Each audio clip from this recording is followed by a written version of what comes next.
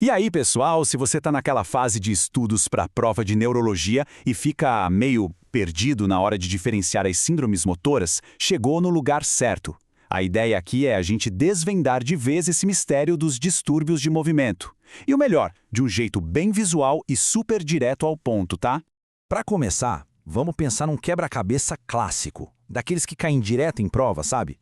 Chega um paciente, fala meio arrastada, dificuldade para engolir, e aí? A gente começa a procurar o problema onde? Será que é lá no software do cérebro, o córtex? Ou na rodovia que leva os comandos motores? Ou quem sabe no controle de qualidade do movimento? Fica tranquilo, porque no final desta nossa conversa a resposta para isso vai estar, na ponta da língua. Bom, e para a gente resolver esse quebra-cabeça, nosso roteiro vai ser o seguinte. Primeiro, a gente vai entender o cenário clínico. Depois, vamos lá para o centro de comando, as síndromes corticais. Em seguida, a gente desce para as vias motoras, para entender a diferença entre piramidal e extrapiramidal. Aí vem um ponto-chave, neurônio motor superior versus inferior. E claro, vamos aplicar tudo isso na nossa prática, na fonoaudiologia, olhando para fala e deglutição. E no final, uma revisão daquelas para a prova. Certo? Então nossa investigação começa lá em cima, no topo de tudo, o córtex cerebral. A melhor forma de pensar nele é como se fosse o software do nosso corpo, sabe? É ali que todas as ideias de movimento, as palavras que a gente quer falar, tudo é criado antes de ser enviado para a execução. Agora, imagina só um AVC, um acidente vascular cerebral atingindo bem essa área. O problema aqui não vai ser só uma fraqueza muscular simples, sabe? É bem mais complexo. A pessoa pode ter dificuldade em planejar o que ela quer dizer, ou até encontrar as palavras certas. Por quê? Porque o software que gera a linguagem foi danificado. E olha só, aqui estão as pistas que praticamente gritam. O problema é cortical. Primeiro, a afasia, que é a dificuldade com a linguagem em si, né? Depois, a apraxia, que é aquela dificuldade de planejar os movimentos da fala, mesmo que não tenha fraqueza muscular. E tem também a agnosia, a pessoa não consegue reconhecer objetos, sons, enfim. Se esses sinais aparecerem juntos numa questão, o palpite certeiro tem que ser o córtex. Beleza, então, o comando foi dado lá no córtex. Mas, e agora? Como é que essa ordem chega até os músculos? Para entender isso, a gente precisa descer um nível na nossa investigação e explorar o que a gente chama de rodovias do cérebro, as vias motoras. Olha, essa comparação aqui é perfeita para entender a diferença. Pensa assim, o sistema piramidal é a via expressa, sabe? A estrada principal, direto ao ponto, para os movimentos que a gente quer fazer. Já o sistema extrapiramidal, esse é o time do controle de qualidade, do tráfego local. Ele vai ajustando o tônus, a postura, deixando o movimento mais suave, mais refinado. Resumindo, um executa, o outro refina. Guardar isso é fundamental. Ok, a gente já conhece as rodovias. Agora, vem a pergunta de $1 milhão para qualquer prova de neuro. A lesão aconteceu no começo da viagem, lá no sistema nervoso central, ou já no finalzinho, bem perto do músculo? E é exatamente essa a diferença entre o que a gente chama de neurônio motor superior, o NMS, e o neurônio motor inferior, o NMI. Agora, pessoal, atenção máxima, hein? Porque o que vem a seguir é, sem exagero, o conceito mais importante de todos. Se você entender bem o que está nesse próximo slide, eu garanto que vai conseguir resolver a grande maioria das questões de prova sobre esse assunto. Olha, essa tabela aqui vale ouro. Vamos analisar com calma. Numa lesão de neurônio motor superior, o NMS, o que acontece é que o cérebro perde a capacidade de frear, de inibir. Então, tudo fica exagerado, fica hiper. O tônus fica espástico, ou seja, hipertônico. Os reflexos ficam exaltados, com hiperreflexia, certo? Agora, o oposto.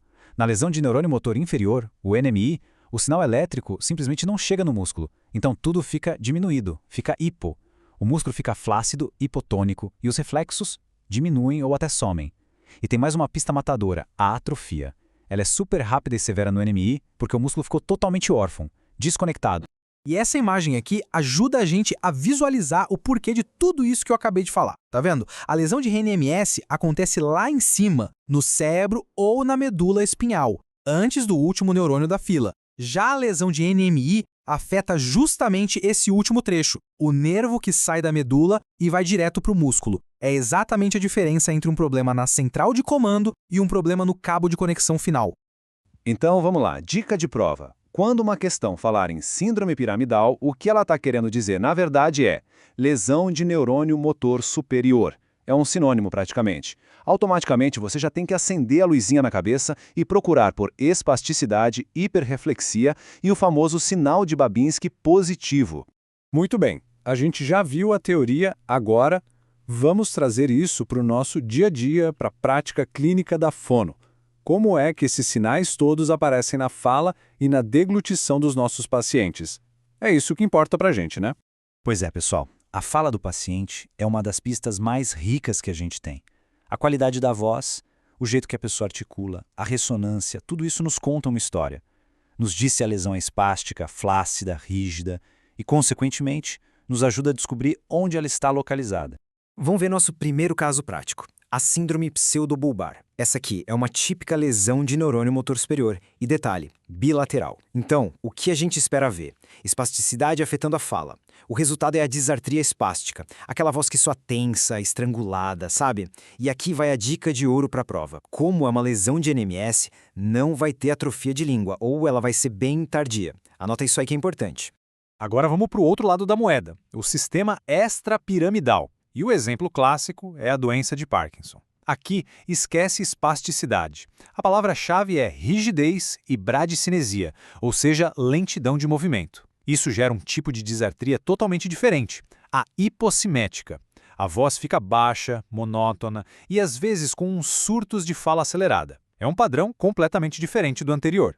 Bom, para a gente fechar com chave de ouro, vamos organizar tudo isso num guia rápido. Uma colinha do bem para levar não só para a prova, mas para a vida profissional também.